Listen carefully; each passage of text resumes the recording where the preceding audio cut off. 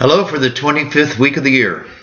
This is Father Larry again, and I'd like to talk today about the first reading, the Book of Wisdom. It's Wisdom 2, verses 12 to 20. And the question I have for you is, are you a genuine person, or are you just obnoxious?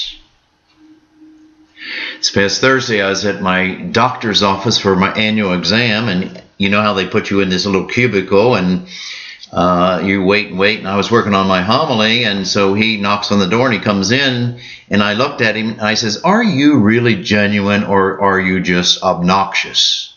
And he went, oh, what are you talking about, And then I said, look, I'm working on my homily from the Book of Wisdom, and we're going to talk about obnoxious. I say this because that's in the reading. I went home and I looked up the definition of obnoxious, and it says, a very annoying person or objectionable, offensive, or odious. Pretty good, those four. Well, before that, I wrote down my own, and before I looked it up, and I wrote down very bad, evil, vulgar, dirty, foul. Well, I looked this up in the American Heritage College Dictionary. I like their definition better than mine. You can be very bad, evil, and obnoxious. Do you know anybody like that? I used to think that we thought that Osama bin Laden was sort of obnoxious with his attitudes and intentions. And I think today many people think that President Assad from Syria is obnoxious, or the president of Iran. You can fill in the blanks who you think is obnoxious. And so many really bad people we call and use the word obnoxious.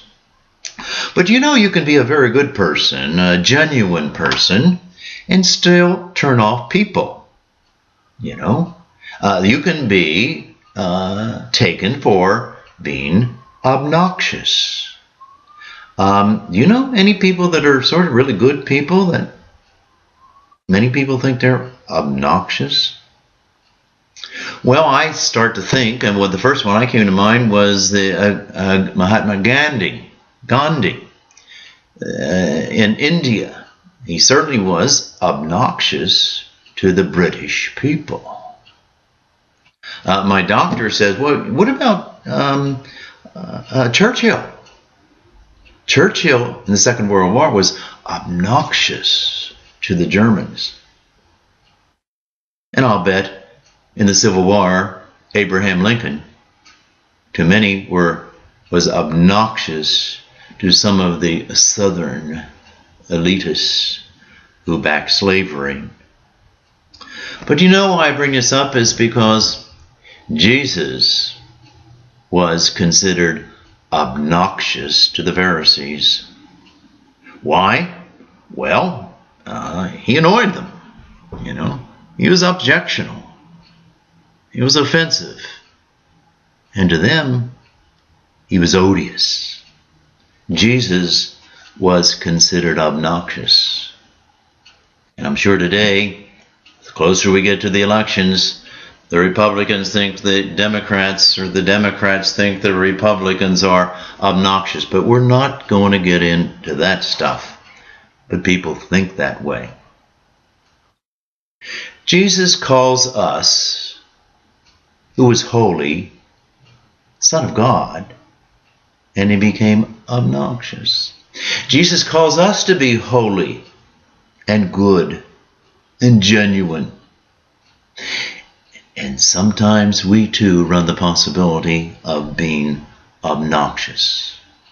What we say, how we act, and how we rebut situations and people. They just think that we are obnoxious. It happened to Jesus, and it will happen to us too. Well, now you can be really evil, bad, immoral, and just, vulgar. Yeah, you can be all that and obnoxious. But my point is, if you really follow Jesus, sometimes you might be considered obnoxious. So keep that in mind when we read that first reading. You and I are called to be genuine people, holy people. We don't want to be obnoxious. But sometimes it just happens that way. Have a good day.